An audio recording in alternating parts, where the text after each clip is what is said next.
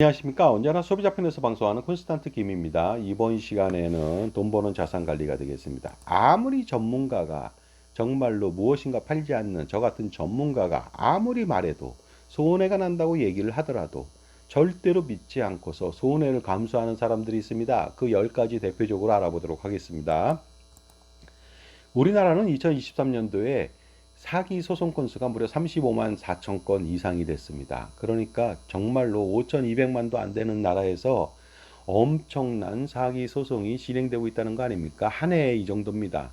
그런데 소송하지 않는 건들은 더 부지기수죠. 제가 볼 땐 수백만 건이 될 것으로 보입니다. 왜냐하면 소액으로 돈을 빌려다 사기당하는 경우 신고하기도 힘들고 소송하기도 힘듭니다. 왜냐하면 시간과 노력과 비용이 엄청나거든요. 그러다 보니까 포기합니다. 저 같은 경우도 100만 원, 200만 원, 300만 원 빌려준 거 아니면 뭐 몇천만 원 뜯긴 것도 있습니다. 그 다음에 몇 억도 뜯긴 것도 있습니다. 그런 거 몇 억까지는 한번 신청을 해봤습니다만 나머지 것들은 그냥 넘어갔다는 거 아닙니까?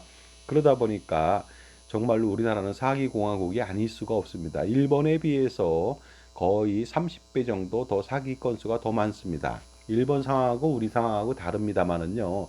일본에서 개인이 사기 신고하기가 만만치 않다고는 하지만은 그렇지 않습니다. 우리는 사기 신고가 쉬워도 신고를 안 하는 것이 훨씬 더 많으니까 30배가 아니라 300배가 될 수도 있습니다. 그 정도로 우리나라는 사기가 만연됐다고 볼 수가 있습니다. 왜 이렇게 사기가 만연됐을까요? 그것은 강도나 절도를 하면 일원을 훔치거나 빼앗더라도 바로 실형을 받게 됩니다. 그 다음에 뺏지 않고 미수에 걸려도 바로 실형을 살게 되는데요. 사기라고 하는 것은 증빙하기 어렵습니다. 거의 소송권의 50% 가까이는 사기로 인정되지 않는 경우가 있습니다. 오히려 무고죄를 당하는 경우도 있고요. 설사 그 중에서 사기로 인정한다 하더라도 어떻습니까? 형량이 솜방망이 쳐버립니다. 그러니까 많은 사람들이 절도와 강도의 행각에서 잡체인지를 한 거 아닌가 이런 생각이 듭니다. 절도 같은 경우 굉장히 많이 줄었거든요. 하지만 사기는 급증했다는 것이죠. 바로 이게 대한민국의 현실이 아닌가 생각합니다. 그런데 놀랍게도 사기 당한 사람이 사기를 또 당하는 법입니다. 그러니까 무슨 뭐 고기도 먹던 사람 먹어본 사람이 먹어본다고 뭐 맛을 안다 이런 것과 좀 다른 뜻이지만 어쨌든 사기 당하는 사람이 계속적으로 사기를 당하는 것 같습니다. 왜 당하느냐? 피해를 입은 것에 대한 원인 분석을 제대로 하지 않고 재발 방지책을 준비하지 않았기 때문이죠. 우리나라랑 비슷하지 않습니까? 외침을 그동안 5천 년 동안 천여 차례 받았지만 하나도 바뀐 게 없습니다. 왜냐하면 외침을 당하지 않으려고 노력을 해야 되지 않겠습니까? 그런데 그런 노력은 없다는 것이죠. 그러니 매번 당할 수밖에 없는 거 아닙니까? 똑같습니다. 외침을 앞으로도 당하겠죠. 준비하지 않는다면. 사기도 매번 당할 수 있습니다. 왜냐하면 방지하지 않는다면 그런 것이죠. 어떤 사람은요 50대밖에 안 됐는데 사기 전가가 50범이 넘습니다. 이거 말도 안 되는 거 아닙니까?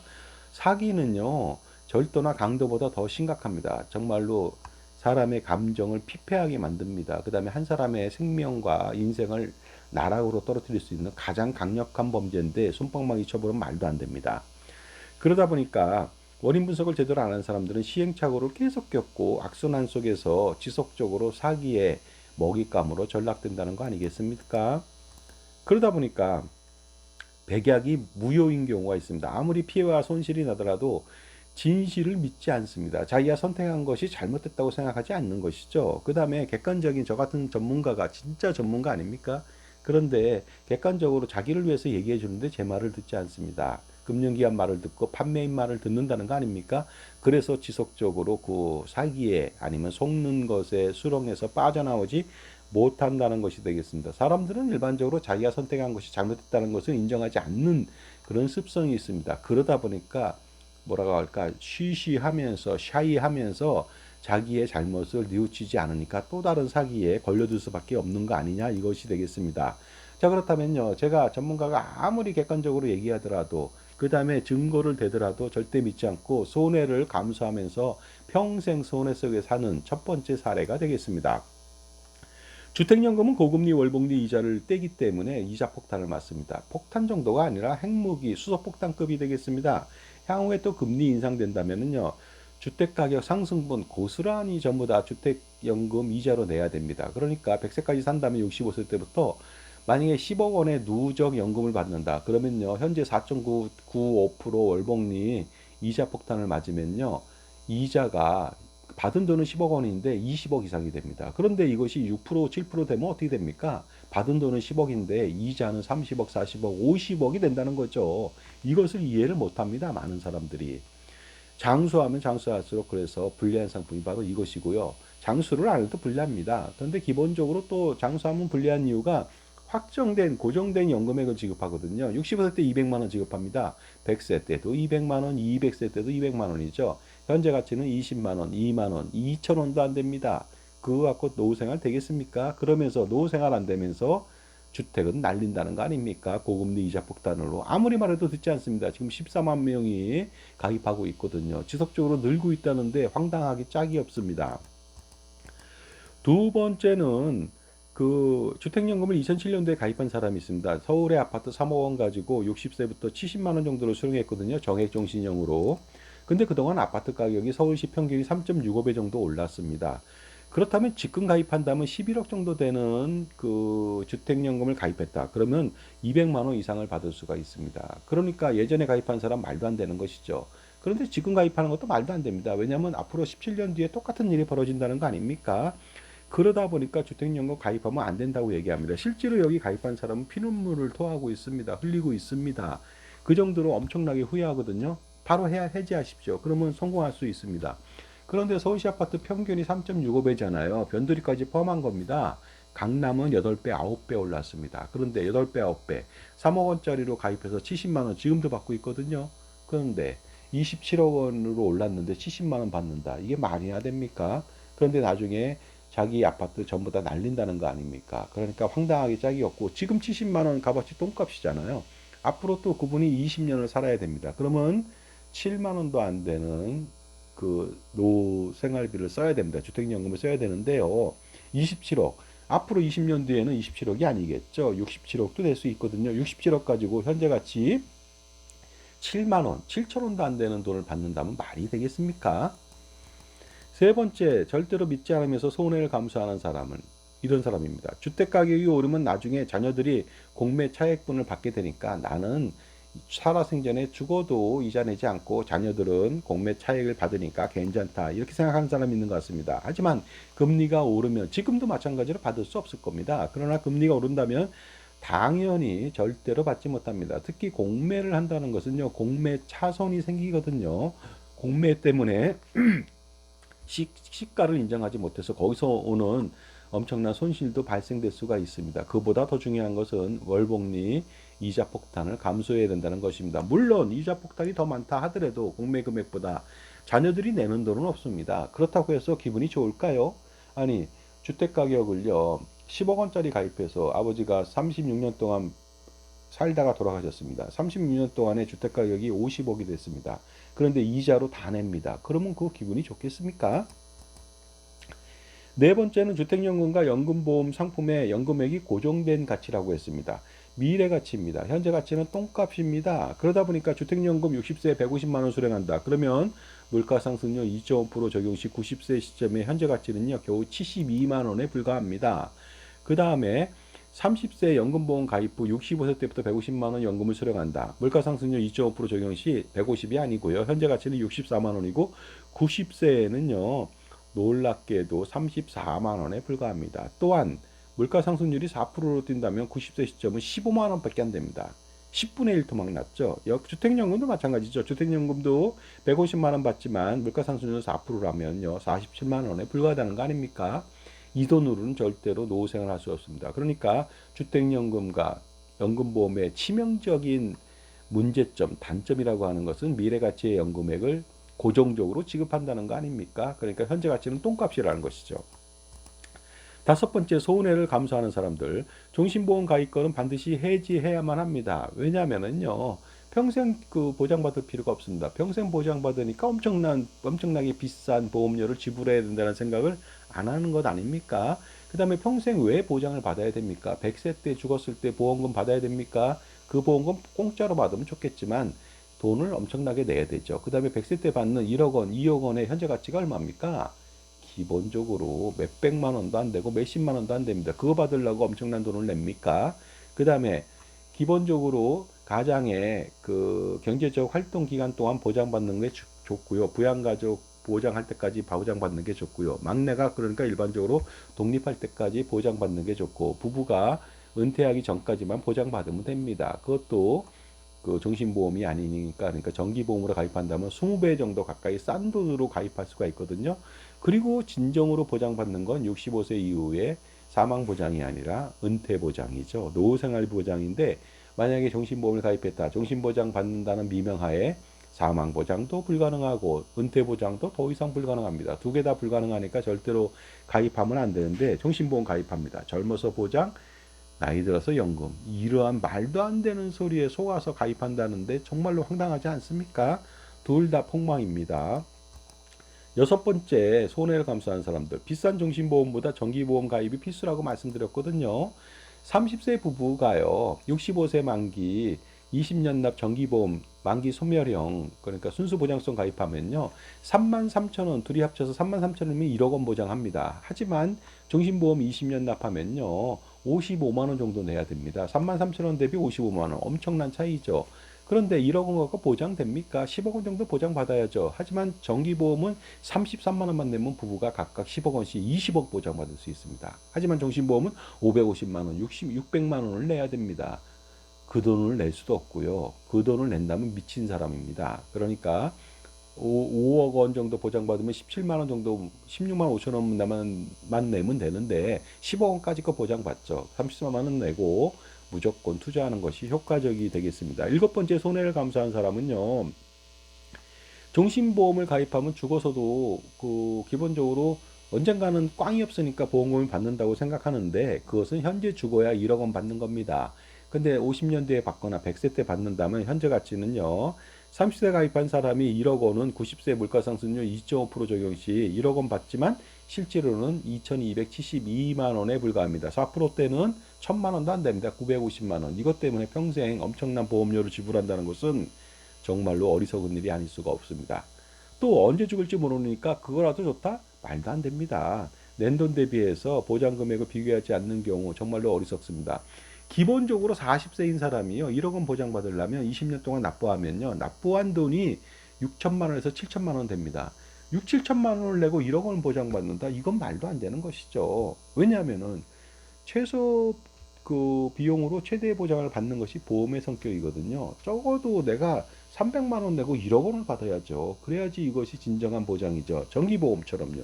그렇게 해야 됩니다. 33만 원 내고 부부가 합쳐서 20억 보장을 받는다. 이 정도는 돼야지 이게 보장 아니겠습니까?